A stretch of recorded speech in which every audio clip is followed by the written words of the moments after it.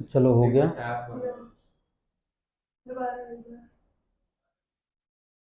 हो जाएगा अपने 2 मिनट में। चलो अब ये करके बताओ बी पार्ट में। ये पार्ट तो हमने कर दिया था, बी पार्ट करके बताओ। अच्छा चलो बी पार्ट तुम लोग खुद करो। 29 पॉइंट कितना है, 20। इसका बी पार्ट करो।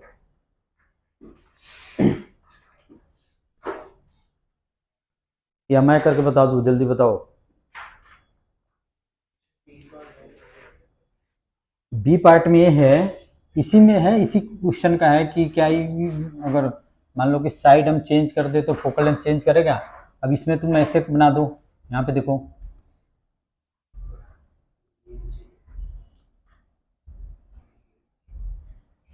ठीक है।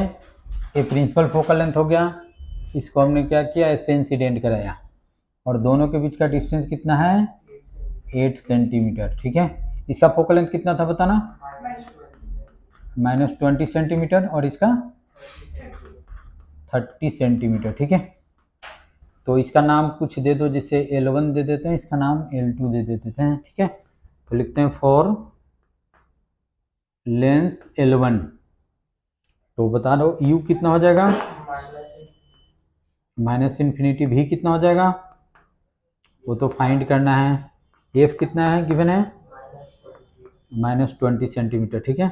Formula 1/v - 1/u equal to कितना हो जाएगा, 1/f।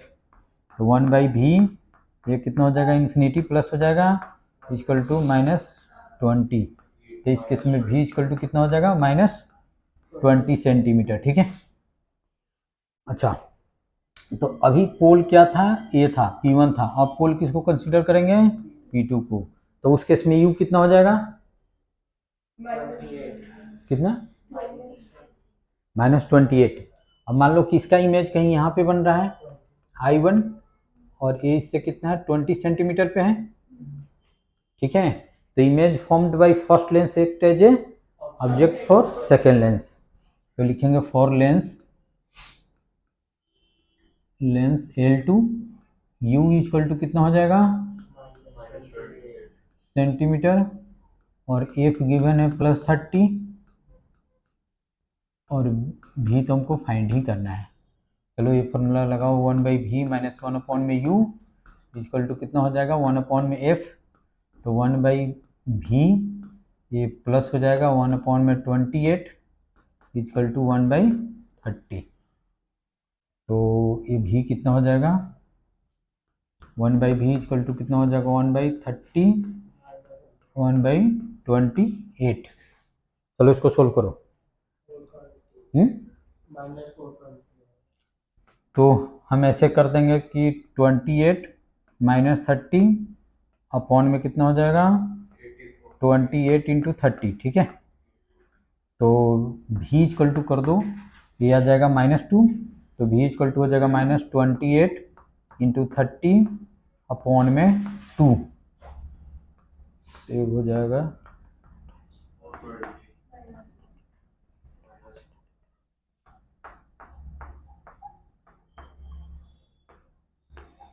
ठीक है। तो इसका फाइनल इमेज कहाँ पे बना, यहाँ पे कुछ बना, यहाँ पे आई, और ये डिस्टेंस कितना हो जाएगा, 420 सेंटीमीटर फ्रॉम दिस, ठीक है। तो इसके मिड पॉइंट से हमको बताना होता है, जैसे इसके सेंटर से बताना होता है। और ये डिस्टेंस कितना हो जाएगा, और ये भी कितना हो जाएगा, 4। तो कितना हो जाएगा बताओ, इसके सेंटर से फाइनल इमेज का डिस्टेंस कितना हो जाएगा, डिस्टेंस बताओ, डिस्टेंस 416। इसका कंबाइंड फोकल लेंथ कितना हो जाएगा, -416। समझ में आया, चलो इसको नोट कर लो। देखो यहाँ तक तो कोई दिक्कत नहीं है, यानी कि इसका जो फाइनल इमेज होगा वो यहाँ पे बनेगा, और इसके पोल से इसका डिस्टेंस होगा 420, इसमें तो कोई डाउट्स नहीं होना चाहिए।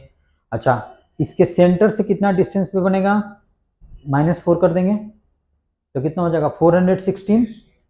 और इस साइड आ रहा है तो इसका फोकल लेंथ क्या होगा, निगेटिव होगा। और एक एज ए कन्वर्जिंग और डाइवर्जिंग, डाइवर्जिंग। और इसका फोकल लेंथ कितना हो जाएगा 1416 सेंटीमीटर फ्रॉम सेंटर। चलो नोट कर लो इसको।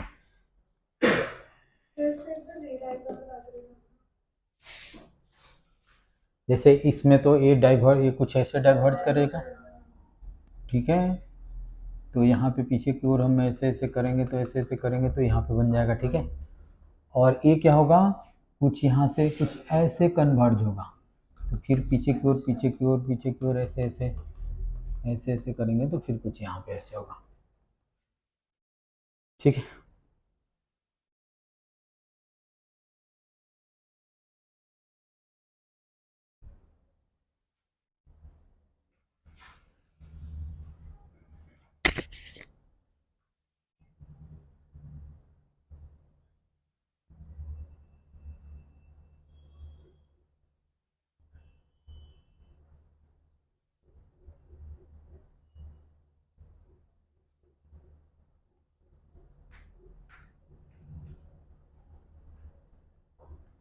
अच्छा ये बताओ कि इमेज ऑब्जेक्ट कोइंसाइड कब करता है?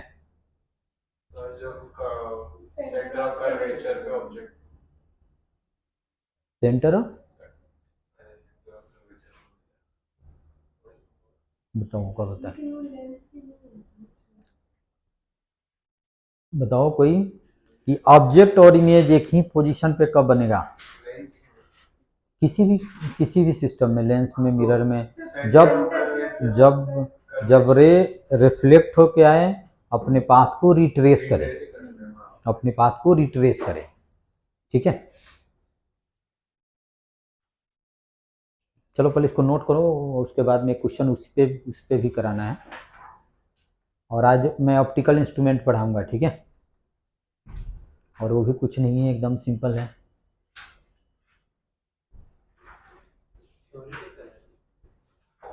थ्योरेटिकल है, कुछ न्यूमेरिकल भी है।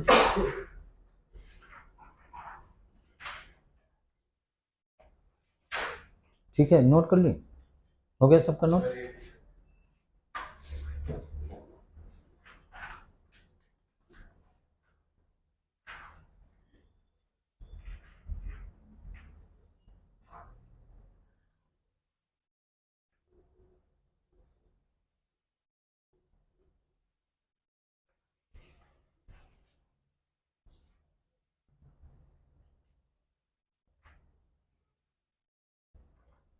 जल्दी नोट करो, बात मत करो। तुम नोट कर लिए, हो गया?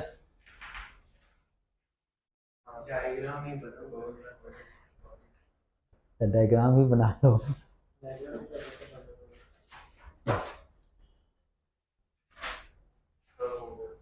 हो गया? अच्छा चलो अब हम करते हैं, एक क्वेश्चन है जो लास्ट क्वेश्चन है, 31 है लास्ट क्वेश्चन, देखना। उसको कराने के लिए सब चीज़ मुझे बताना पड़ेगा, ठीक है। जैसे मान लो कि यहाँ पे एक लेंस है और यहाँ पे एक प्लेन मिरर हमने रख दिया, प्लेन मिरर रख दिया, और मान लो इस लेंस का फोकस यहाँ पे है एफ। अब इस पे कोई ऑब्जेक्ट हम रख देते हैं, तो ये रे कैसे होगा, आफ्टर रिफ्लेक्शन कैसे होगा? जब ऑब्जेक्ट को हम फोकस पे रखते हैं तो उसका इमेज कहाँ पे बनता है? इन्फिनिटी पे बनता है। तो आफ्टर रिफ्लेक्शन वो क्या होता है, प्रिंसिपल एक्सिस के पैरेलल हो जाता है, तो ये कुछ ऐसे हो जाएगा। और इसमें क्या होगा, नॉर्मली इंसिडेंट होगा, नॉर्मली इंसिडेंट होगा तो फिर से अपने पाथ को रिट्रेस करेगा, और यहाँ पे इसका ऑब्जेक्ट है तो इसी पॉइंट पे इसका इमेज बन जाएगा, ठीक है। एक कंडीशन ये होता है। अगर जैसे मान लो कि जैसे हमने दो लेंस रख दिया, जैसे इसका एफ इक्वल टू मान लो कि 10 सेंटीमीटर है, तो ये डिस्टेंस कितना होगा, 10 सेंटीमीटर होगा। अगर मान लो कि एक इसका फोकल लेंथ है मान लो कि 10 सेंटीमीटर, और एक और हमने कन्वेक्स लेंस रख लिया, इसका फोकल लेंथ मान लो कि 20 सेंटीमीटर है, और दोनों को कंटेक्ट में रखा हुआ है, दोनों को हमने क्या रखा हुआ है, कंटेक्ट में रखा हुआ है, कुछ ऐसे है, ठीक है। इसका F1 कर देते हैं, इसका F2 इक्वल टू 20 सेंटीमीटर। तो बताओ इस केस में हम ऑब्जेक्ट को कहाँ पे रखें ताकि उसका इमेज और ऑब्जेक्ट कोइंसाइड कर जाए? क्या? 20/3 दोनों लेंस के सेंटर। ये थीन लेंस है तो सेंटर एक ही, तुम बताओ। हम क्या करेंगे, पहले इसका इक्विवेलेंट फोकल लेंथ निकालेंगे। और इक्विवेलेंट फोकल लेंथ कैसे निकालेंगे? 1/f equal to 1/f1 that is 10 plus 1/20। LCM कितना हो जाएगा? 20 हो जाएगा। ये कितना हो जाएगा? 2 + 1, तो एफ इक्वल टू कितना हो जाएगा? 20/3। अगर इसका हम ऑब्जेक्ट को रख देते हैं इसे 20/3 सेंटीमीटर पे इसके पोल से, तो क्या होगा? आफ्टर रिफ्लेक्शन ये पैरेलल हो जाएगा और फिर से अपने पाथ को रिट्रेस करेगा और ऑब्जेक्ट इमेज एक ही पॉइंट पे बनेगा। ठीक है, एक सिचुएशन ये हो गया। अच्छा, सेकेंड सिचुएशन ये हो गया, ये कौन सा लेंस है, कौन सा मिरर है? कन्वेक्स मिरर है। इसमें ऑब्जेक्ट को हम कहाँ पे रखें? इसे मान लो कि इसका फोकल लेंथ है, मान लो कि इसका फोकल लेंथ कुछ भी 10 सेंटीमीटर है और इसका फोकल लेंथ मान लो कि 20 सेंटीमीटर है। ठीक है, और इसके बीच का डिस्टेंस मान लो कि 5 सेंटीमीटर है। ठीक है, तो ऑब्जेक्ट को कहाँ पे हम रखें ताकि उसका इमेज और ऑब्जेक्ट कोइंसाइड कर जाए? कैसे निकालेंगे इसका? तो फिर कैसे, क्या क्राइटेरिया क्या होना चाहिए इसमें? तो हमने बताया कि जब ये याद रखना, जब भी प्लेन मिरर हो तो पाथ रिट्रेस कब करेगा? जब उस पर नॉर्मली इंसिडेंट हो। समझ गए? और इस केस में क्या करेंगे? जब भी पाथ रिट्रेस कब होता है? जब मिरर पे नॉर्मली इंसिडेंट होता है। ठीक है, तो ऐसा हो जाए कि जैसे मान लो कि इसका सेंटर यहाँ पे है, इसका फोकस यहाँ पे है। ठीक है, अगर हम यहाँ पे ऑब्जेक्ट रखें जिससे वो रे इसके सेंटर, इसका इमेज इसके सेंटर पे बन जाए, कुछ ऐसे सेंटर पे बन जाए, तो ए रे क्या होगा? इस पर नॉर्मली इंसिडेंट होगा, तो अपने पाथ को क्या करेगा? रिट्रेस करेगा और उस केस में ऑब्जेक्ट और इमेज एक ही पॉइंट पे बन जाएगा। तो थोड़ा करके बता दो कि कहाँ पे रखेंगे। तो सेंटर पे बने तो अब नॉर्मली जाएगा और तब पाथ को रिट्रेस होगा। ठीक है, एच वर्मा में क्वेश्चन है, तो देखो इसको मैं करता हूँ। इस डिस्टेंस को सपोज करो कि हमने एक्स ले लिया। ठीक है, तो for lens u equal to कितना हो जाएगा? -x। एफ इक्वल टू कितना हो जाएगा? +10। और v इक्वल टू कितना हो जाएगा? v इक्वल टू कितना हो जाएगा? देखो v यहाँ पे, उसका इमेज यहाँ पे बनना चाहिए, तो a कितना हो जाएगा तुम्हारा? जैसे 20, इसका 40 हो जाएगा और a कितना है? 5 है। f equal to r/2, r equal to कितना हो जाएगा? 2f हो जाएगा। तो a कितना हो जाएगा? इसका रेडियस कितना हो जाएगा? 40 सेंटीमीटर और इसके बीच का डिस्टेंस कितना है? 5 है, 5 सेंटीमीटर है। तो इसका v कितना हो जाएगा? 45 सेंटीमीटर। और तुम फार्मूला लगा के 1/v minus 1/mu equal to 1/f करके सोल्व करो। कहाँ पे बनेगी? सुनो तो मैं बता रहा हूँ कि ये जब से मान लो कि इस पे, इसके अगर सेंटर पे बने तो ये इस पे क्या होगा? नॉर्मली इंसिडेंट होगा। नॉर्मली इंसिडेंट होगा तो अपने पाथ को क्या करेगा? रिट्रेस करेगा। तो इसका इमेज, फाइनल इमेज यहाँ पे बन जाएगा। समझ रहे हो? उसका फाइनल इमेज वहाँ पे बन जाएगा। अच्छा, जो भी हो, चलो ठीक है। और एक लास्ट केस है, चलो इसको नोट करना है तो नोट कर लो। ये चीज मैं यूज करूंगा। सेंटर पे कब बनती है? हाँ, सेंटर पे कब बनती है? सेंटर पे इमेज कब बनती है? जैसे यहाँ पे x में पुट किया ना, x निकाल लो कि किस कंडीशन में उसके सेंटर पे बनेगा। Image formed by lens lies on the centre of mirror, then image and formed at same point. क्या समझे? देखो इस पे अगर ऐसे इंसिडेंट हुआ तो नॉर्मली जाएगा ना, नॉर्मली इंसिडेंट होगा। नॉर्मली इंसिडेंट होगा तो ये इधर तो जाएगा नहीं, ये फिर से अपने पाथ को रिट्रेस करेगा और फिर यहाँ पे ऑब्जेक्ट और इमेज सेम पॉइंट रिट्रेस करेगा। किसी जैसे इस पे भी नॉर्मल इंसिडेंट होना चाहिए, इस पे भी नॉर्मली इंसिडेंट होना चाहिए और वहाँ भी नॉर्मली इंसिडेंट होना चाहिए। तो स्फीयर पे नॉर्मली इंसिडेंट करेंगे तो किससे पास होता है, उसके सेंटर से पास होता है। तो ये सभी केस हैं जहाँ पे इमेज और ऑब्जेक्ट क्या होता है, कोइंसाइड करता है। एक और केस है, मैं बताता हूँ।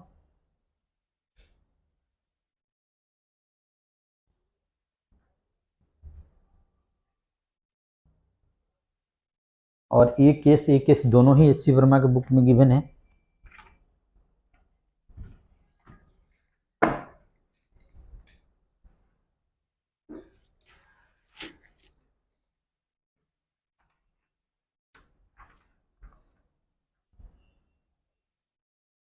देखो ये केस, यही केस है।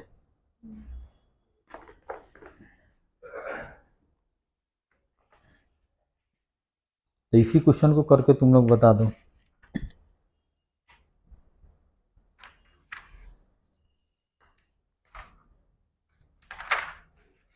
हो गया।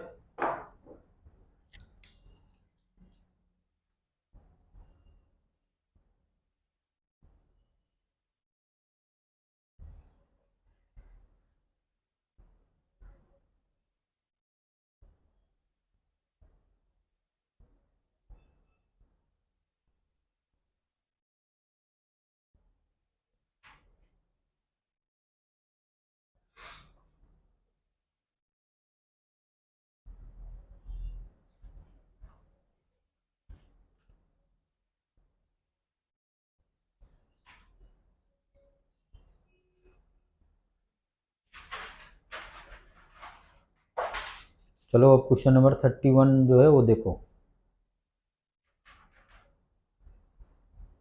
और पढ़ के बता दो कि क्या कहा जा रहा है।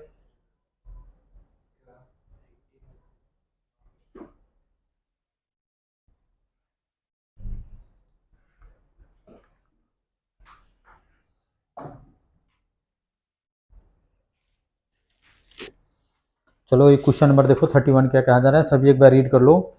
दिया हुआ है इक्वी कन्वेक्स का मीनिंग क्या होता है, दोनों का रेडियस क्या होना चाहिए, सेम होना चाहिए। Equi convex.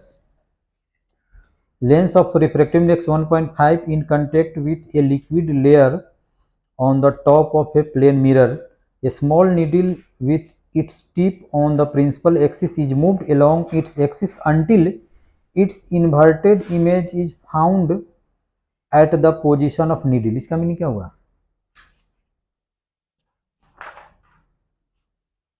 इसका मीनिंग क्या हुआ बताओ।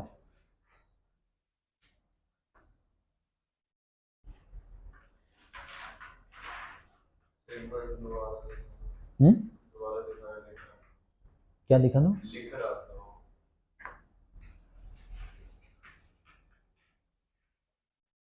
क्या हुआ बताओ, बताओ क्या कहा जा रहा है।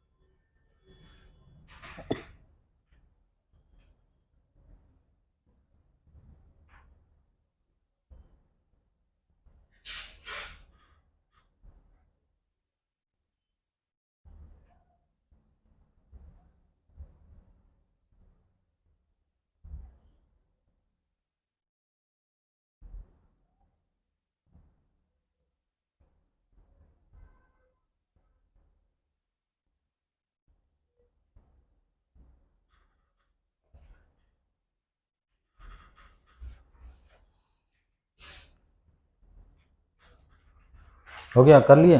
देखो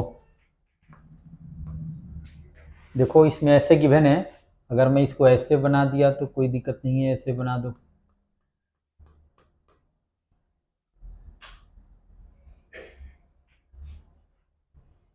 और यहाँ पे लिक्विड है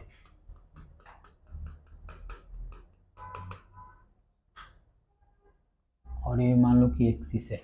एक नीडल को हम क्या लेते हैं, यहाँ पे ले आते हैं, यहाँ पे ले आते हैं, यहाँ पे ले आते हैं। एक ऐसा पोजीशन होता है जहाँ पे नीडल का इमेज क्या होता है उसी पोजीशन पे बन जाता है और इन्वर्टेड बन जाता है। ये कब पॉसिबल है, जब ऑब्जेक्ट और इमेज सेम पॉइंट पे बन जाए। ठीक है, इसमें कितना लेंस है,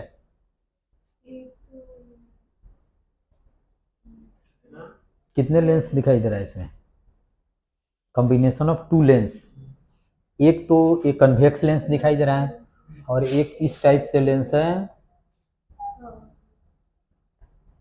इस टाइप से लेंस। ठीक है, तो ये तब पॉसिबल है जब इसका फोकल लेंथ और इसका फोकल लेंथ कुछ होगा, तो इसका इक्विवेलेंट फोकल लेंथ निकाल लेंगे। अगर इसके इक्विवेलेंट फोकल लेंथ पे मैं नीडल को रख दूं तब इसका इमेज और यानी कि इमेज उसके ऑब्जेक्ट पे ही बनेगा। समझ रहे हो? तो इसका फोकल लेंथ मान लो, कुछ जूम कर लेते हैं, इसका फोकल लेंथ मान लेते हैं कि f1, इसका फोकल लेंथ मान लेते हैं कि f2। ठीक है, तो इस केस में हम लिख सकते हैं 1/में f इक्वल टू कितना हो जाएगा, 1/में f1 प्लस 1/में f2। ठीक है, इतना पहले कर सकते हैं। ठीक है, A small needle with its principal axis moved along axis until inverted image is formed at the position of needle. ठीक है, the distance of the needle from the lens is measured 45 centimetre. यानी कि अगर मान लो कि object को यहाँ पे रखते हैं, ऑब्जेक्ट को मान लो कि यहाँ पे रखते हैं, तो इसका इमेज कहाँ पे बन जाता है, यहीं पे बन जाता है। ठीक है, ये है ए बी और ये है ए डैश। ठीक है, और ए डिस्टेंस कितना है, 45 सेंटीमीटर। दैट मीन्स इसका इक्विवेलेंट फोकल लेंथ कितना होगा, 45 सेंटीमीटर होगा। अभी हमने बताया क्या, हाँ, तो अभी हमने बताया कि अगर इस दोनों का इक्विवेलेंट फोकल लेंथ पे रख दे तो आफ्टर रिफ्रैक्शन क्या होगा, इस पे नॉर्मली इंसिडेंट होगा और फिर से अपने पाथ को रिट्रेस करेगा और उस केस में ऑब्जेक्ट और इमेज एक सेम पॉइंट पे बन जाएगा। ठीक है, और वो दिया हुआ है कि 45 सेंटीमीटर पे हम रखते हैं तो ऑब्जेक्ट और इमेज एक ही पोजीशन पे बन जाता है। दैट मीन्स इस दोनों का इक्विवेलेंट फोकल लेंथ कितना है, 45 है। तो हम ऐसे कर देते हैं 1/45 इक्वल टू 1/में f1 प्लस 1/में f2। इसमें भी कोई डाउट्स नहीं है।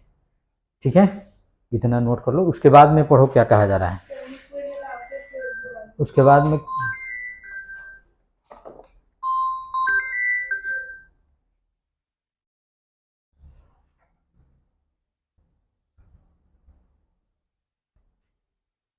में क्या किया गया, लिक्विड हटा दिया गया।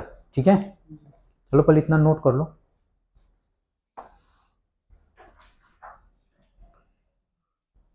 उसके बाद में सिचुएशन कुछ ऐसे हो गया,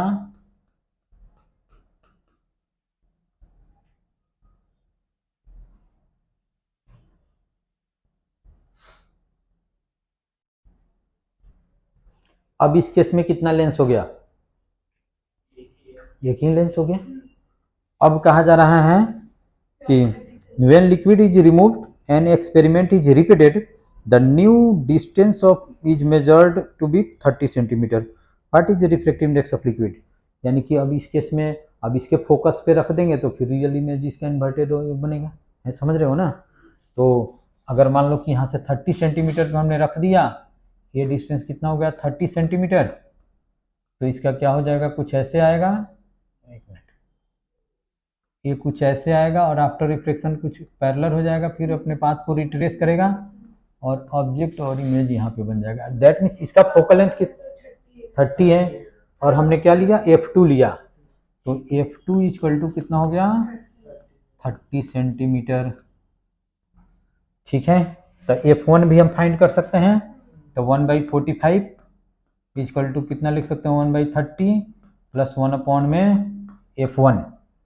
ठीक है ना, तो 1/f1 इक्वल टू कितना हो जाएगा, 1/45 माइनस 1/30, एलसीएम कितना हो जाएगा, 90, और ये कितना हो जाएगा, 2 - 3, तो -1/90।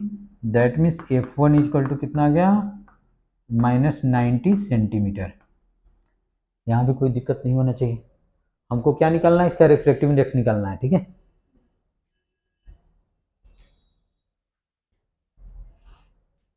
ये बोर्ड में भी पूछे गए हैं और ये इस चैप्टर का सबसे मुश्किल टफ क्वेश्चन है और ये बहुत पहले नियर अबाउट कब मैं बताऊं 96-97 में आईआईटी के क्वेश्चन आईआईटी में पूछा हुआ है बहुत पहले।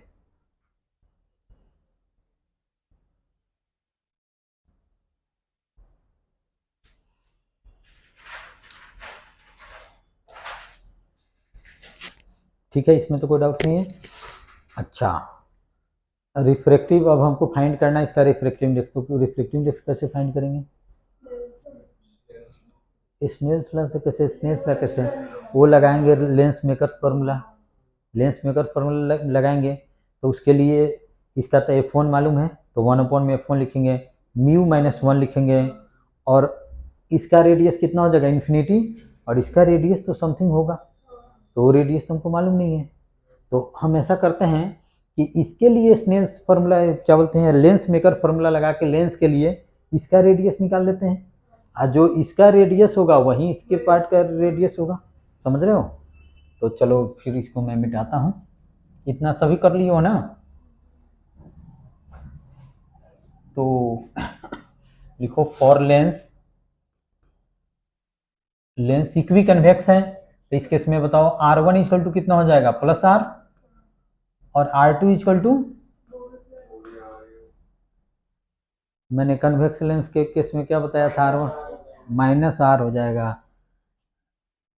भूल रहे हो तुम लोग। जैसे ये हमने बताया था, अगर ऑब्जेक्ट को हमने यहाँ पे रख दिया इसका रेडियस क्या होगा? जो ऑब्जेक्ट के नियरेस्ट होता है उसका रेडियस क्या होता है? R1 होता है। तो और R1 क्या होता है? पॉजिटिव या निगेटिव?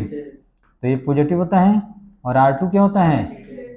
निगेटिव होता है। तो हमने ये लिख दिया, ठीक है। और इसमें हम लेंस मेकर फार्मूला लगाते हैं तो 1/F2 इक्वल टू कितना हो जाएगा? μg -1 और 1/R1 -1/R2, यही फार्मूला है। तो 1 कितना है? 30 है और ये है 1.5 -1 और ये कितना हो जाएगा? 1/R प्लस कितना हो जाएगा? 1/R, तो ये कितना हो जाएगा? 0.5 इंटू 2/R, तो ये कितना हो जाएगा? 1/R हो जाएगा 1/30 इक्वल टू, ठीक है। तो R इक्वल टू कितना हो जाएगा? 30 सेंटीमीटर। इसका रेडियस कितना हो जाएगा? 30 सेंटीमीटर। चलो इतना तक नोट कर लो।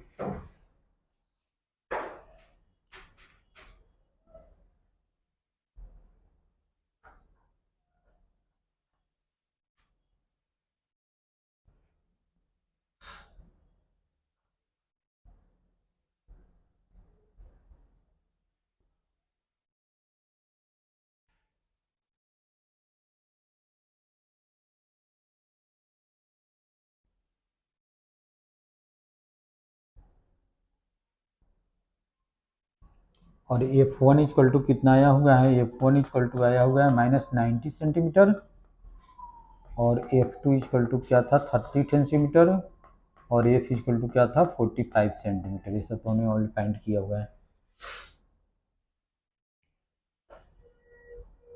ठीक है। इतना नोट कर लिए। अच्छा, उसके बाद में अब इस लेंस की बात करना है।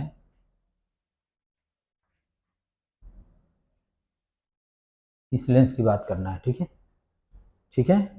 तो ऑब्जेक्ट को हम कहीं यहाँ पे रखे हुए हैं तो इसका रेडियस क्या हो जाएगा? R1 या R2? R1 हो जाएगा। और इस केस में R1 क्या हो जाएगा? निगेटिव या पॉजिटिव? ये रे का डायरेक्शन है, ये पोल है। तो इसको अगर कंप्लीट रेडियस कंप्लीट अगर स्फीयर बनाएंगे तो इसका सेंटर इस साइड होगा या इस साइड होगा? तो रेडियस क्या होगा? पॉजिटिव या निगेटिव?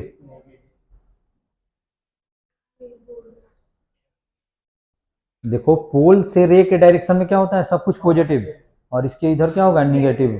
तो इसका सेंटर कहीं साइड होगा तो इसका रेडियस क्या होगा? निगेटिव होगा। तो ये कितना हो जाएगा? -30 सेंटीमीटर हो जाएगा। और इसका रेडियस कितना हो जाएगा? जल्दी बताओ। इन्फिनिटी, प्लेन सरफेस है तो।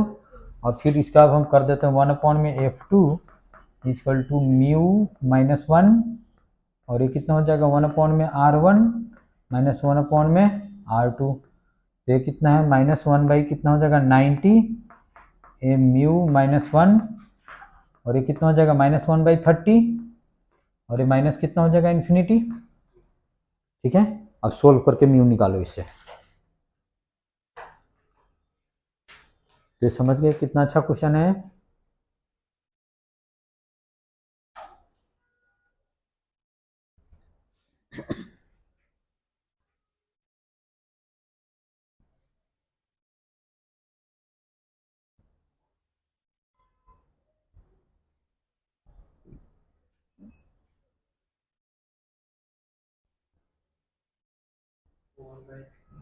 कितना,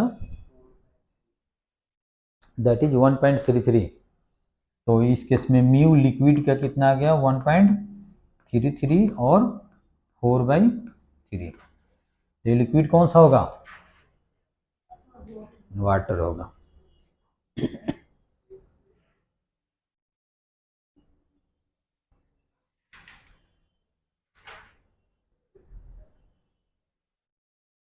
ठीक है, अब चलो लिखो ऑप्टिकल इंस्ट्रूमेंट लिखो। इसके जो क्वेश्चन थे वो मैंने करा दिया। अब लिखो ऑप्टिकल इंस्ट्रूमेंट। और इस रे ऑप्टिक्स का टेस्ट आज तक जो मैं पढ़ाया, इसका टेस्ट कब है, थर्सडे या ट्यूसडे?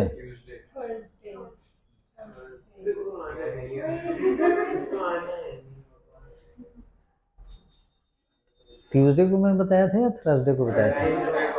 अच्छा थर्सडे को नहीं, थर्सडे को। चलो थर्सडे को, ठीक है। आज मैं ग्रुप पे डाल दूंगा, थर्सडे को ही टेस्ट होगा। चलो ठीक है, इतना तो कोई डाउट्स नहीं है, यहाँ तक समझ गए। अब लिखो क्या टेस्ट, अच्छा एटम का तो तुम टेस्ट दे दिए, कब दोगे?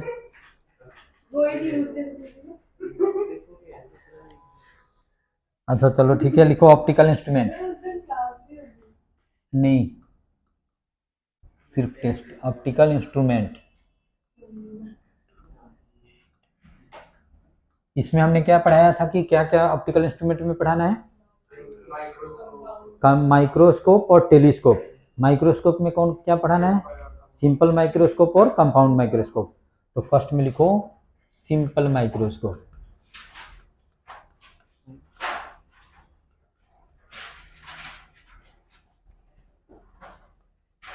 सिंपल माइक्रोस्कोप, ठीक है।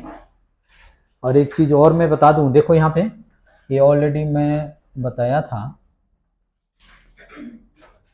या तुम कर भी लो। इसका फोकस यहाँ पे होता है। जब फोकस और इंफिनिटी के बीच में कहीं भी हम ऑब्जेक्ट को रखते हैं तो उसका रियल इन्वर्टेड इमेज बनता है, और फोकस और पोल के बीच में रखते हैं तो उसका वर्चुअल और डायरेक्ट इमेज होता है। जैसे एक चेक कर लो, बताओ इसका फोकल लेंथ बताओ, कुछ भी बताओ, 10 सेंटीमीटर, ठीक है। और ऑब्जेक्ट को फर्स्ट केस में यहाँ पे रखते हैं, यानी कि 10 से ज़्यादा पे रखते हैं। बताओ यू की वैल्यू कुछ भी बता दो, -20 सेंटीमीटर। भी फाइंड करो, भी फाइंड करो तो जल्दी।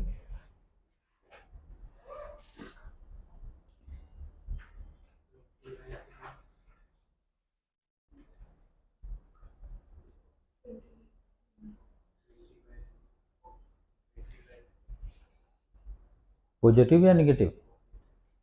जैसे ऑब्जेक्ट को हमने यहाँ पे रखा तो रे का डायरेक्शन कुछ ऐसे होगा, तो इस साइड क्या होगा, सब कुछ पॉजिटिव, और इस साइड क्या होगा, नेगेटिव। कितना, -20 आ रहा है, 20 आ रहा है, समझ रहे हो, 20 आ रहा है। इसका मीनिंग इस साइड बनेगा, इस साइड बनेगा। अच्छा अब ऐसा करो कि u की वैल्यू -5 रख के बता दो। u इक्वल टू हमने लिख दिया -5 सेंटीमीटर, तो v इक्वल टू 8। -5 रखेंगे, दैट मीन्स इसको इसके बीच में हम कहीं रखे हुए हैं, करके दिखो।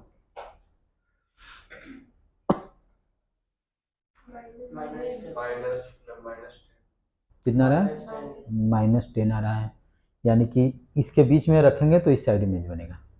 तो तुम लोग को याद क्या रखना है, जब भी हम ऑब्जेक्ट को फोकस और इन्फिनिटी के बीच रखते हैं तो उसका कहाँ बनता है, रियल इन्वर्टेड इमेज बनता है, यानी की साइड बनेगा।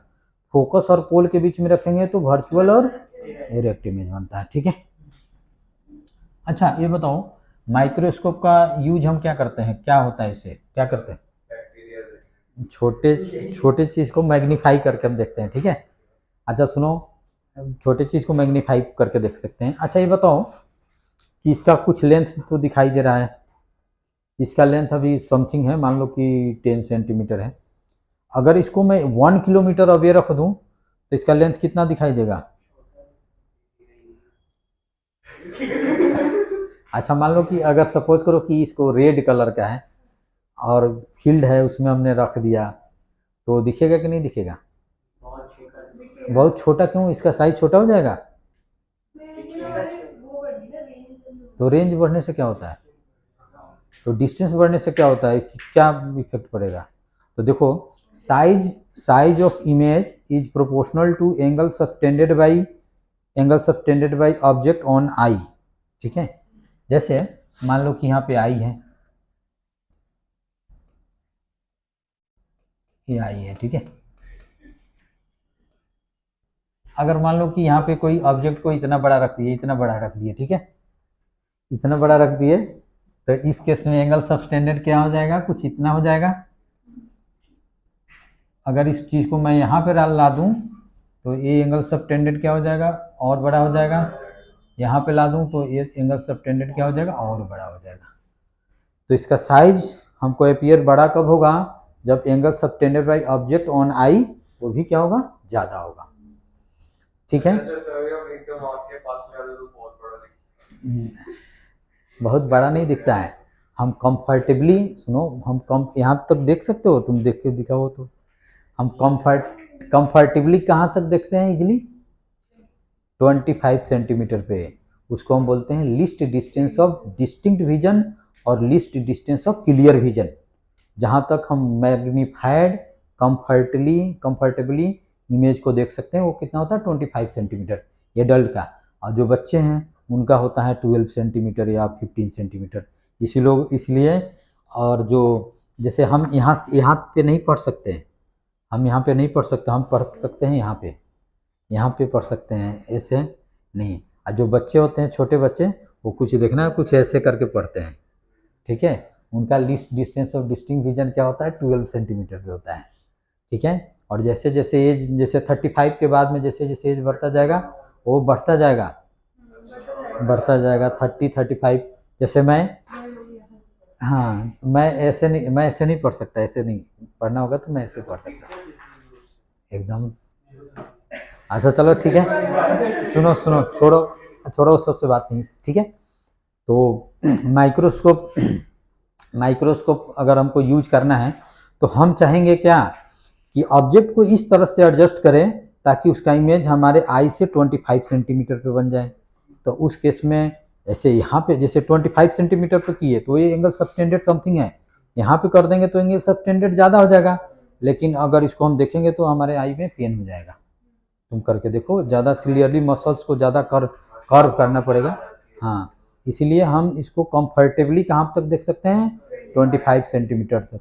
तो हम क्या करते हैं, ऑब्जेक्ट को इस तरह से एडजस्ट करते हैं ताकि उसका इमेज कहाँ पे बन जाए, least distance of distinct vision और least distance of clear vision पे बन जाए, ठीक है। तो सिंपल माइक्रोस्कोप में ही होता है। तो देखो इसमें एक बुकलेट खोल लो, माइक्रोस्कोप में सेट करते हैं। एक मिनट पहले रुक जाओ। अभी हमने क्या किया, ये फोकस है, ठीक है। फोकस के बीच में हम, फोकस और पोल के बीच में हम ऑब्जेक्ट को रखते हैं, ठीक है। तो एक रे तो ऐसे दिखाते हैं जो इसके फोकस से पास होगा, और दूसरा रे को हम ऐसे दिखाते हैं। देख रहे हो ये दोनों, आप आगे क्या हो रहा है, डाइवर्ज हो रहा है। तो पीछे की ओर हम क्या करेंगे इसको, और इसको इस तरह से एडजस्ट करते हैं ताकि हमारा जो इमेज बने वो डी डिस्टेंस पे बने। डी क्या होता है, least distance of distinct vision, ठीक है। तो इसको हम क्या करते हैं, पीछे की ओर ऐसे ऐसे करते हैं, और इसको भी पीछे की ओर हम ऐसे ऐसे करके यहाँ पे इमेज बना देते हैं। जैसे ए बी है तो यहाँ पे इसका इमेज बन जाएगा ए डैश पी डैश, और ए कितना होता है D, D that means 25 centimetre, और आई कुछ यहीं पे होता है, यानी कि इससे हमारा डी डिस्टेंस पे इमेज बन गया। ठीक है, तो हम क्या करते हैं, पोल और फोकस के बीच में इस तरह से एडजस्ट करते हैं, इसके बीच में कहीं भी रखो तो इमेज तो इस साइड बनेगा ही, लेकिन उसको हम इस तरह से एडजस्ट करते हैं ताकि हमारा इमेज बन जाए 25 सेंटीमीटर पे बन जाए, और उस केस में हम कंफर्टेबली मैग्नीफाइड इमेज हम देखते हैं। ठीक है, तो चलो इसको रफ में बना लो, ऐसे बुकलेट में बना हुआ है। ठीक है, हाँ बोलो। ये जो ऑब्जेक्ट है लाइक हम खुद आगे पीछे कर रहे हैं, हाँ, तो लेकिन फिर माइक्रोस्कोप माइक्रोस्कोप में ऐसे ऐसे आगे पीछे नहीं करके वहाँ पे पोजीशन सेट किया होता है, सेट किया जाता है कि ताकि यहाँ पे बन जाए। ठीक है, उस फोकल लेंथ का उसका एडजस्ट करके इस तरह से बनाया जाता है ताकि यहाँ पे बन जाए। मैं बोल रहा हूँ कि जैसे तुमको एक लेंस दे दिया जाए, तो लेंस दे दिया जाए तो इसी में हम क्या करेंगे, कोई पोजीशन ऐसा सर्च करेंगे जिसके अकॉर्डिंग इसका इमेज कहाँ पे बन जाए 25 सेंटीमीटर, उसको निकाल सकते हो।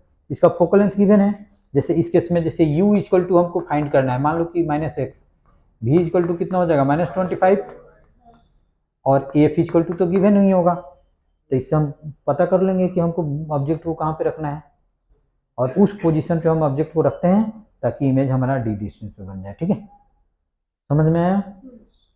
अच्छा चलो, तो ठीक है, इसको डायग्राम को रफ में ड्रॉ कर लो।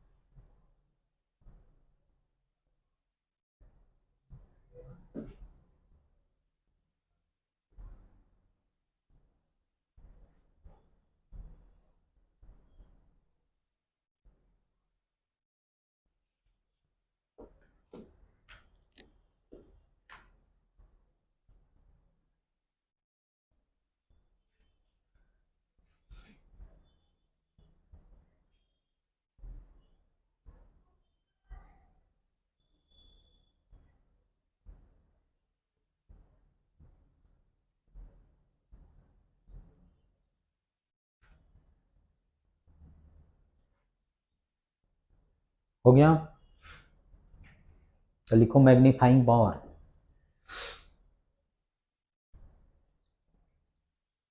मैग्नीफाइंग पावर उसको स्मॉल m से डिनोट करते हैं,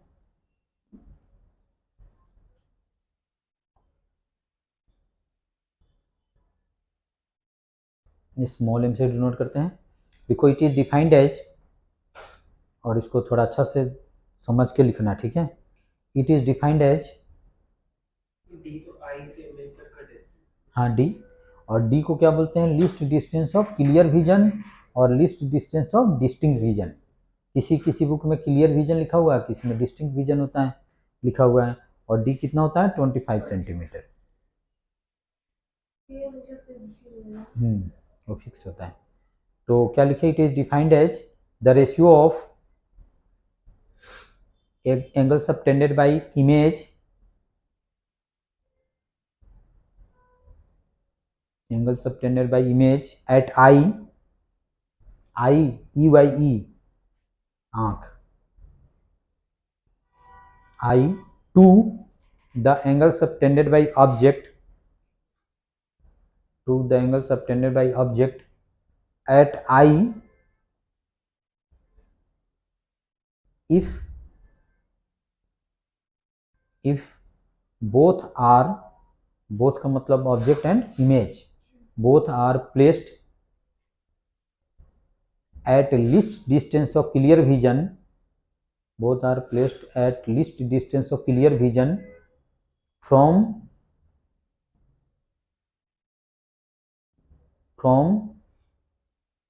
I।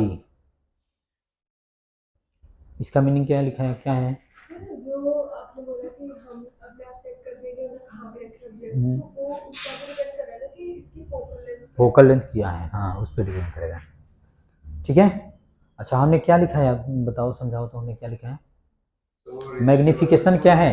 कि जो ऑब्जेक्ट जो इमेज है उसके साथ आई कितना एंगल बना रही है और ऑब्जेक्ट है उसके साथ क्या एंगल। हमने बताया कि इमेज कितना एंगल सबटेंड कर रहा है आई पे और ऑब्जेक्ट कितना एंगल सबटेंड कर रहा है आई पे, उसका रेशियो कब? जब इमेज भी डी डिस्टेंस पे हो फ्रॉम आई और ऑब्जेक्ट भी डी डिस्टेंस पे हो फ्रॉम आई। तो इमेज तो ऑलरेडी डी डिस्टेंस पे बना हुआ है, इसलिए इस एंगल को मान लो कि बीटा। ए तो ए नहीं बना हुआ ना, ये ऑब्जेक्ट तो डी डिस्टेंस पे है नहीं, तो उसके लिए हम एक सेपरेट फिगर बनाएंगे और इसको हम ऐसे बना देंगे, जैसे इसका नेम हमने दे दिया क्या, ए बी, और यहाँ पे हमने दे दिया आई, और ए डिस्टेंस कितना हो जाएगा डी, और ए एंगल कितना सबटेंड कर रहा है तो अल्फा।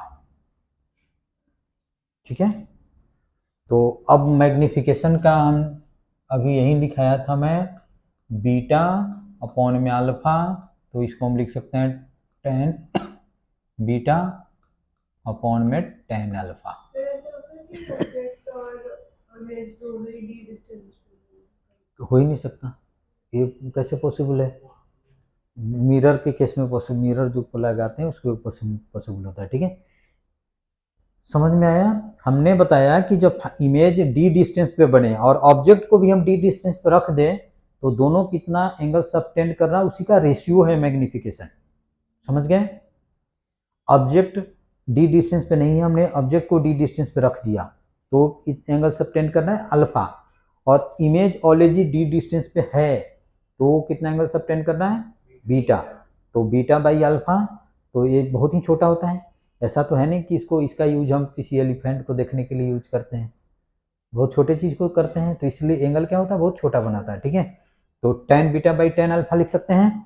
अच्छा, इसमें टेन बीटा इक्वल टू कितना हो जाएगा, A dash B dash upon में बी डैश पी, तो इसमें हम लिख सकते हैं क्या, A dash B dash upon में B dash P upon A B upon में बी ई बी ई।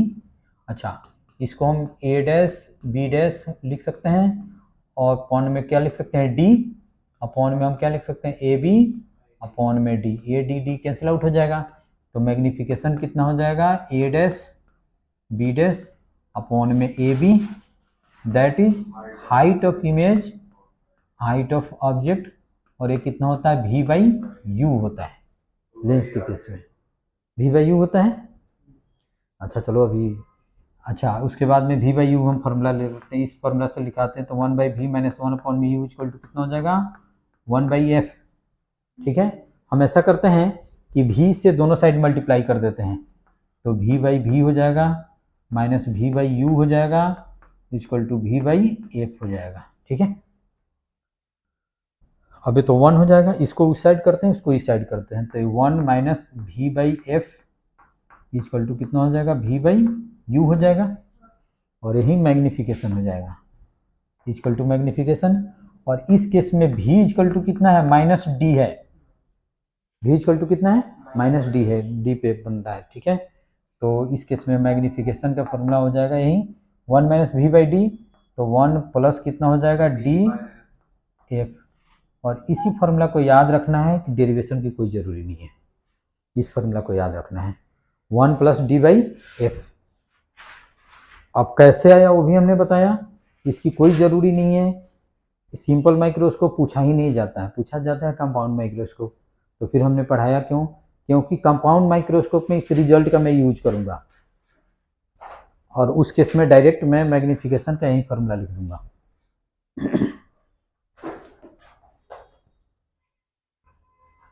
तो इसमें दो केस है, फर्स्ट केस क्या था when image formed eight D, और सेकंड केस है when image formed at infinity, देखो बुकलेट में दिया हुआ है।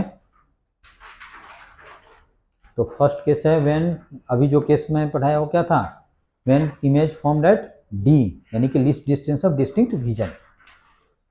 सेकंड केस लिखो, इसमें केस ऊपर वन लिख देना, ठीक है ना, when image formed at infinity, sorry, formed at d, that means least distance of clear vision. Sir object का आपका एक बार फिर से बताना।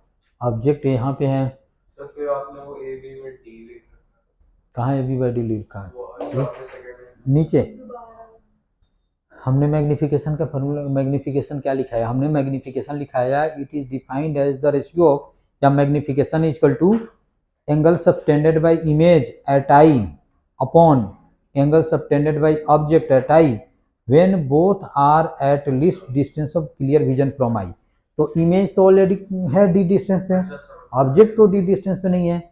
हमने जैसे एसएल के बुक में क्या किया हुआ है, एसएल के बुक में देखो फिगर क्या किया हुआ है, एसएल के बुक में देखो इसमें ऑब्जेक्ट को ही मूव करा दिया यहाँ पे, लेकिन हमने सेपरेट बनाया, हाँ उसी को डॉट डॉट करके, इसी चीज़ को ऐसे डॉट डॉट करके यहाँ पे ऐसे कर दिया, ठीक है, और यहाँ पे ऐसे एंगल बना दिया अल्फा, तो और फिगर क्लियर नहीं हो जाएगा। एनसीईआरटी में ऐसे दिया हुआ है, ठीक है। तो चलो नेक्स्ट, समझ गए? तो एक फॉर्मूला याद रखना है, ये सब कुछ जरूरी नहीं है, जस्ट सिर्फ फॉर्मूला याद रखना है। सेकंड केस लिखो, बी केस।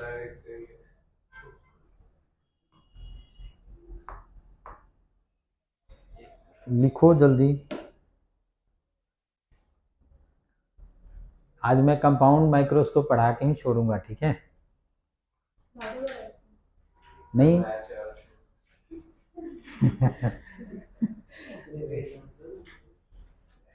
नहीं पेन, चलो मैच देख के क्या करोगे, ठीक है?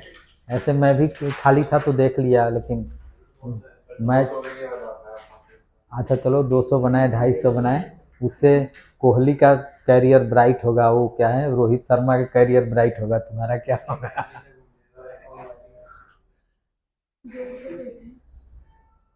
चलो ठीक है, नोट कर लिए?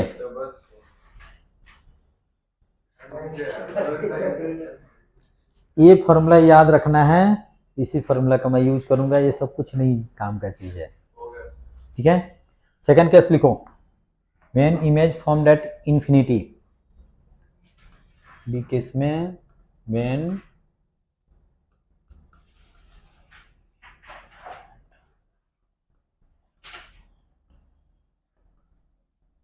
एट इंफिनिटी, तो इंफिनिटी पे इमेज कब बनेगा? जब हम ऑब्जेक्ट को फोकस पे रखेंगे। तो देखो यहाँ पे ऐसे हमने किया, यहाँ पे करते हैं,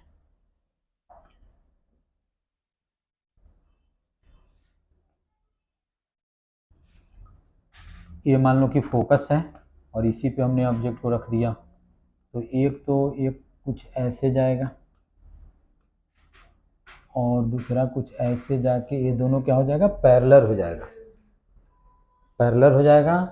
तो हम क्या करेंगे, अब यहाँ पे तो स्पेस ही नहीं है, चलो ये मैं मिटाता हूँ, ठीक है। तो इसको हम क्या करेंगे, पीछे की ओर ऐसे दिखा देंगे, ये भी क्या होगा, पैरेलल ही होगा, तो कहीं इन्फिनिटी पे कट करेगा, ठीक है। तो इन्फिनिटी पे, तो इसमें लिखो मैग्निफिकेशन, मैग्नीफाइंग पावर, इसमें क्या लिखाएंगे, इमेज कहाँ पे रहेगा, इन्फिनिटी पे, ऑब्जेक्ट कहाँ पे रहेगा, डी पे, यानी कि इमेज इन्फिनिटी पे बन रहा है तो वो कितना आई पे एंगल सबटेंड कर रहा है, और ऑब्जेक्ट को डी डिस्टेंस पे रखते हैं वो कितना एंगल सबटेंड कर रहा है, दोनों का रेशियो, ठीक है। चलो लिखो, it is defined as magnifying power, bracket में स्मॉल m दो, it is defined as the ratio of angle subtended by image at eye, bracket में लिखना image formed at infinity, image formed at infinity, फिर से बोलना क्या लिखा है, It is defined as the ratio of angles subtended by the image at I. To, हाँ to the angle subtended by object at आई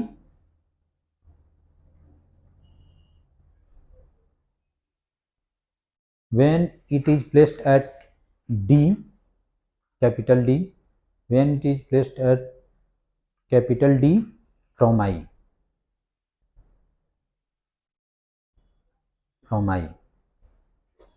ठीक है, इसमें तो कोई डाउट्स नहीं होना चाहिए।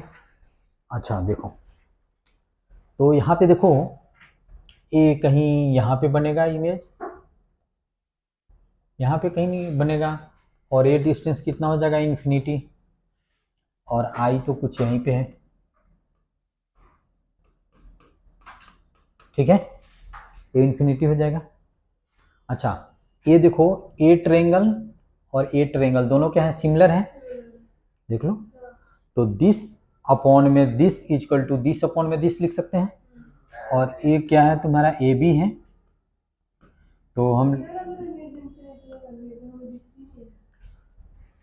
मैंने बताया था इन्फिनिटी का मीनिंग क्या होता है, मैंने बताया था कि अगर मून का इमेज मून पे बन जाए, मून के डिस्टेंस पे बन जाए तो हम क्या देखेंगे। इन्फिनिटी का मतलब क्या होता है कि जैसे रेडियस के, इसके रेडियस ऑफ कर्वेचर के कंपेयर में लार्ज डिस्टेंस पे, इन्फिनिटी का मीनिंग यही होता है। अगर मैंने 25 सेंटीमीटर पे कोई ऑब्जेक्ट रख दिया, हाँ, तो फिर मैं लेंस से देखूंगा तो मुझे उसकी इमेज नहीं दिखेगी। 25 सेंटीमीटर पे दिखेगी, दूर दिखेगी इससे। जैसे मान लो कि इसका रेडियस ऑफ कर्वेचर 2 सेंटीमीटर है, तो हमको 10 मीटर पे दिखेगी, तो 2 सेंटीमीटर के कंपेयर में 10 मीटर क्या होगा, इन्फिनिटी हो गया, बहुत बड़ा हो गया। तो इन्फिनिटी का मतलब ये चीज़ नहीं होता है कि मून का फिगर मून जैसे मून के पास बनेगा, ऐसा नहीं है, कि उसका जो रेडियस ऑफ कर्वेचर है उसके कंपेयर में बहुत लार्ज डिस्टेंस पे बनेगा, इसका मीनिंग ये है, ठीक है। तो देखो इसमें हम लिख सकते हैं दिस अपॉन में this equal to this upon में दिस लिख सकते हैं, और tan बीटा इक्वल टू, इसमें हम क्या लिख सकते हैं, tan beta equal to this upon में this equal to this upon में दिस, तो हम लिख सकते हैं ए बी अपॉन में बी पी लिख सकते हैं, that is A B upon में कितना लिख सकते हैं हम, एफ लिख सकते हैं, एक तुम्हारा कितना होगा, एफ होगा, ठीक है। अगर ऑब्जेक्ट को हम डी डिस्टेंस पे रख दिया तो ए एंगल मान लो कि अल्फा बनाता है, और इस केस में हम लिख सकते हैं क्या, tan alpha equal to A B अब अपॉन में B E, that means A B upon में डी, इसमें तो कोई डाउट्स नहीं होना चाहिए। तो मैग्निफिकेशन का हमने अभी यही बताया था, मैग्निफिकेशन इक्वल टू क्या होता है, बीटा अपॉन में alpha, that means tan beta tan alpha, तो tan बीटा कितना है, ए बी अपॉन में एफ, और tan अल्फा कितना है, ए बी डी, तो ए बी कैंसिल आउट हो जाएगा, डी बाई एफ, तो इस केस में मैग्निफिकेशन हो जाएगा डी बाई एफ, और इसी फॉर्मूला को याद रखना है। जब इमेज इन्फिनिटी पे बने तो उस समय मैग्निफिकेशन कितना होगा, डी बाई एफ, और जब list distance of clear vision पे बने तो 1 प्लस डी बाई एफ, ठीक है, बस यही फॉर्मूला याद रखना है, और एक कुछ नहीं याद रखना है। चलो नोट करो इसको, नोट करो, ये मत देखो कि बुकलेट में है, अभी नोट करोगे तो कुछ याद होगा।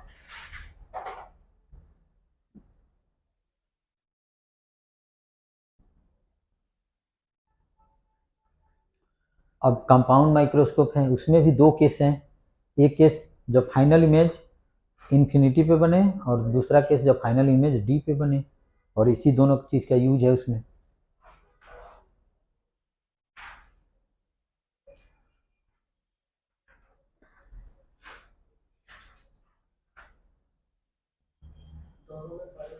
क्या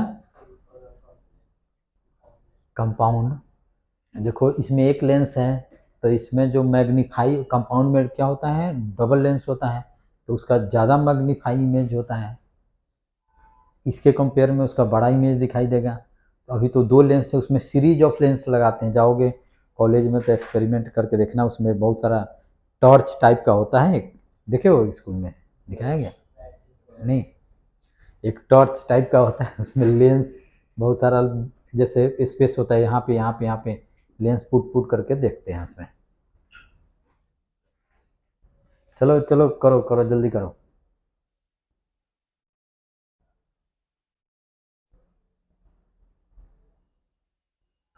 ना इस पे कोई क्वेश्चन है और ना एनसीईआरटी पे क्वेश्चन नहीं पूछा गया ना, एनसीईआरटी में भी कोई क्वेश्चन है इसमें, सिंपल कंपाउंड से है। अब लिखो कंपाउंड माइक्रोस्कोप लिखो, और कंपाउंड माइक्रोस्कोप में फर्स्ट केस लिखो व्हेन फाइनल इमेज, इसमें तो एक ही इमेज बनेगा, बन रहा है, उसमें दो इमेज बनेगा, तो हम फाइनल इमेज की बात करेंगे। कंपाउंड माइक्रोस्कोप लिखो और इसके ए पार्ट में लिखो when final image is formed at D, यानी कि least distance of distinct vision.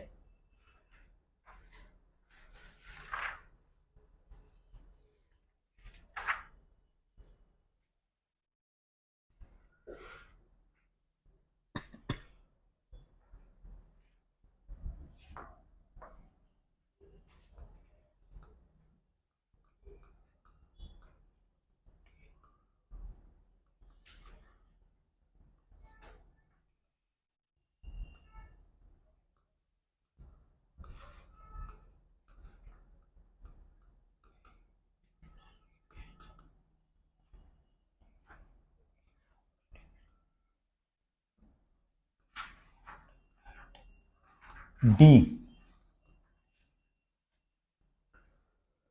Formed at D, तो देखो बुकलेट में देखो फिगर बनाया हुआ है। तो देखो ऐसा हम करते हैं, इसमें दो लेंस लेते हैं, एक का नाम देते हैं ऑब्जेक्टिव और दूसरे का नाम देते हैं हम आई पीस या आई लेंस, ठीक है।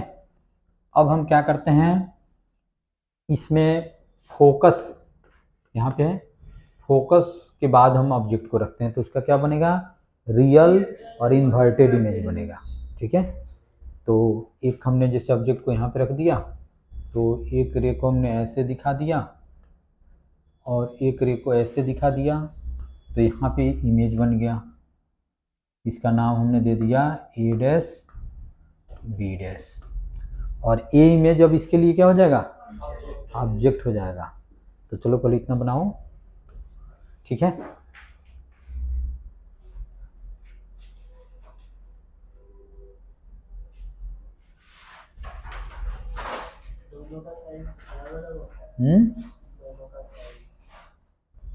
क्या बोले, एकदम दोनों का साइज अलग अलग होता है।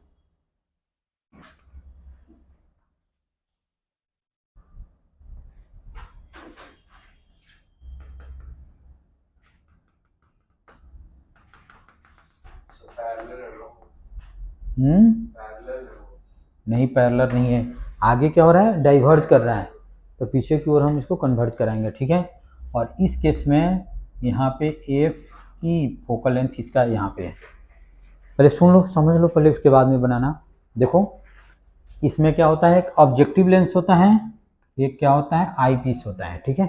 इसमें याद रखना है कि आई पीस का रेडियस ऑफ कर्वेचर क्या होता है, ज़्यादा होता है कंपेयर टू ऑब्जेक्टिव, और टेलीस्कोप का जस्ट इसका उल्टा होता है, ठीक है। उसमें ऑब्जेक्टिव का ज़्यादा होता है और आई पीस का कम होता है। तो देखो हमने क्या किया, एक ऑब्जेक्ट को फोकस और इन्फिनिटी के बीच रखा, तो उसका क्या हुआ, रियल और इन्वर्टेड इमेज बन गया, ठीक है। अब ये लेंस क्या होता है, मूवेबल होता है, ये लेंस क्या होता है, फिक्स होता है। इस लेंस को मूव करा के इस तरह से एडजस्ट करेंगे कि image formed by objective lies between focus and pole of eyepiece, समझ रहे हो ना, इसके फोकस और पोल के बीच में, जैसे अभी हमने सिंपल माइक्रोस्कोप बताया था, तो उस केस में क्या होगा, फोकस और पोल के बीच में रखते हैं तो क्या बनता है, इरेक्ट और वर्चुअल, ठीक है। तो यहाँ पे बन गया इरेक्ट, जैसे ये ऑब्जेक्ट है और ये इमेज हो गया, इरेक्ट और वर्चुअल बन गया। तो इसको लेंस को इस तरह से एडजस्ट करते हैं, जैसे मैंने बताया था, क्या इसका फोकल लेंथ नोन है, इसका भी फोकल लेंथ नोन है, और हमको इसका पता है कि इसका इमेज कहाँ पे बनना है, -25 पे बनना है, तो यू को इस तरह से यू हम निकाल सकते हैं कि कितना डिस्टेंस पे रखना पड़ेगा, तो इसी को इस तरह से एडजस्ट करते हैं और ये डिस्टेंस पे उतना हम एडजस्ट कर देते हैं ताकि फाइनल इमेज कहाँ पे बन जाए, डी पे बन जाए फ्रॉम आई, और आई कहाँ पे है, यहाँ पे। चलो यह इसमें से मत देखो, बुकलेट से देख के फिगर बनाओ।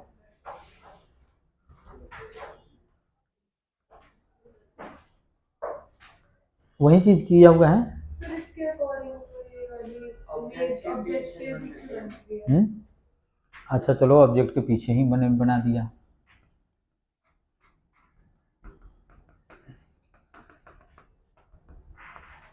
ऑब्जेक्ट के पीछे है, तो चलो यहाँ पे ऐसे ऐसे कट कर दो, यहाँ पे ऐसे कैसे कट कर दो और यहाँ पे इमेज बना दो। एनसीईआरटी रखे हो?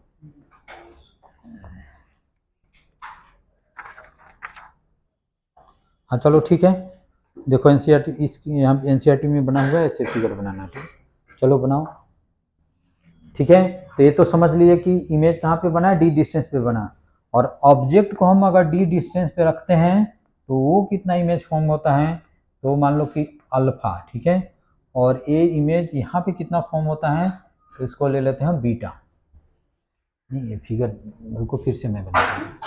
चलो तुम लोग बनाओ, बुकलेट से देख के बना लो।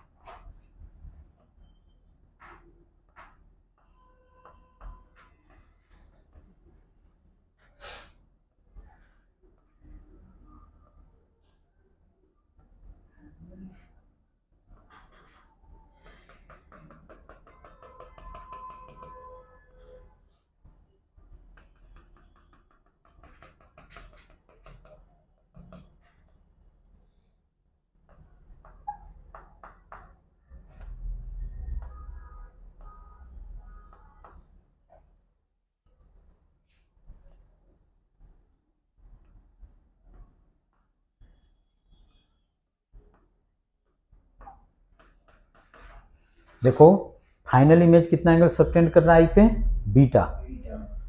अगर ऑब्जेक्ट को भी हमने डी डिस्टेंस पे रख दिया, जैसे इसका नाम हम देते ए बी, तो ए एंगल कितना सबटेंड कर रहा है, इसका नाम दे दिया ई, तो ए एंगल सबटेंड कर रहा है अल्फा, और ए डिस्टेंस कितना है डी, और इस केस में ए भी डिस्टेंस कितना है डी है तुम्हारा। चलो ये बना लो।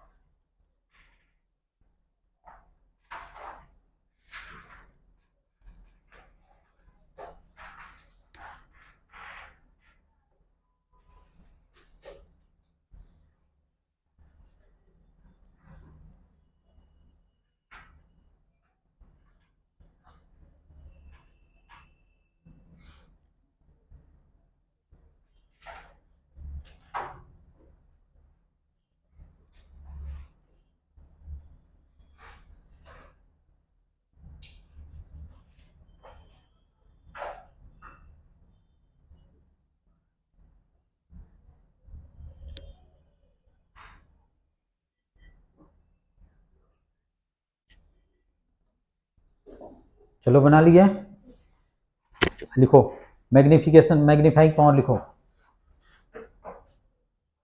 Magnifying power. उस पर मत देखो, तुम हमेशा देख रहे हो उधर, क्या देख रहे हो?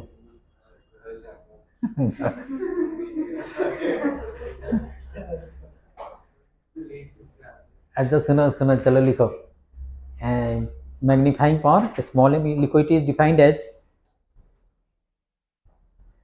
Defined as the ratio of, same सब कुछ वही लिखाएंगे कि एंगल सबटेंडेड बाई फाइन, इसमें फाइनल इमेज कर देंगे और बस सब कुछ वही कराएंगे।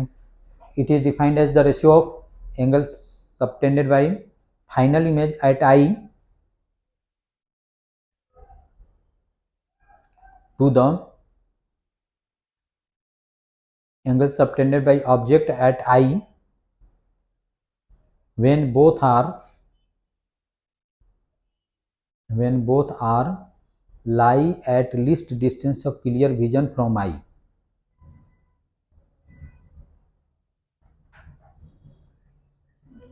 Distance of clear vision from eye, eye E Y ई,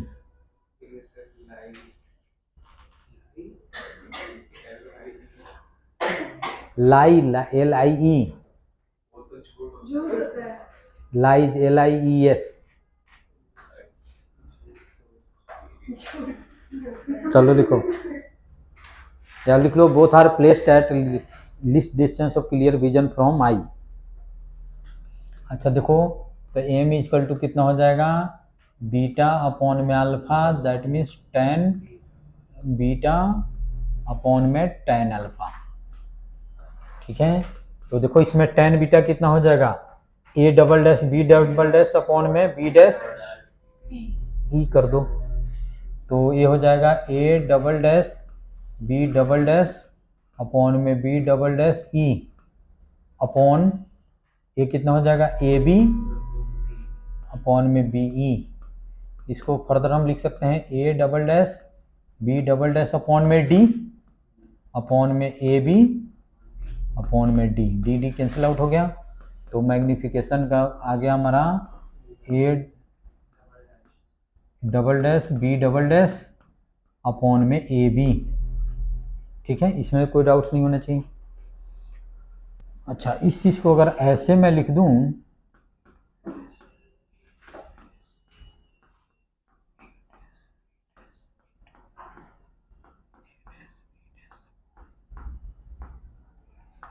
अगर ऐसे लिख दूं तो कोई दिक्कत नहीं है। हमने क्या किया, ए डैश बी डैश से मल्टीप्लाई डिवाइड कर दिया, तो ए क्या हो जाएगा, है, सिमिलैरिटी लग जाएगी। ए क्या है, size of image formed by eyepiece, और ये क्या है, size of object of I piece.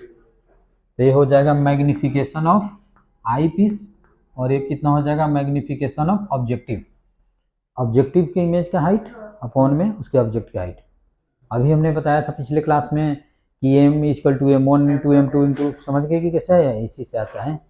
ठीक है, और वो जैसे ऑब्जेक्टिव क्या है, एक एज ए लेंस, और इस केस में आई पीस एक as a simple microscope, eyepiece एक एज ए सिंपल माइक्रोस्कोप।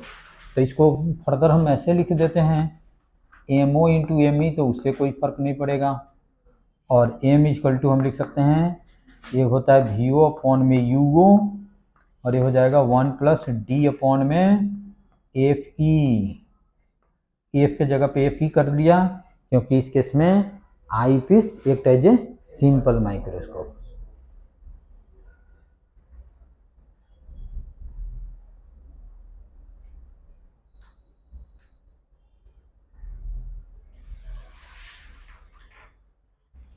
ठीक है, तो और कराए या रहने दे, अच्छा चलो ठीक है। तो नेक्स्ट क्लास में इसका जो सेकंड केस है वो, और क्या बोलते हैं, टेलीस्कोप कराएंगे, और फिर इसके एनसीईआरटी के क्वेश्चन कराएंगे जो इस पे बेस्ड है। ठीक है।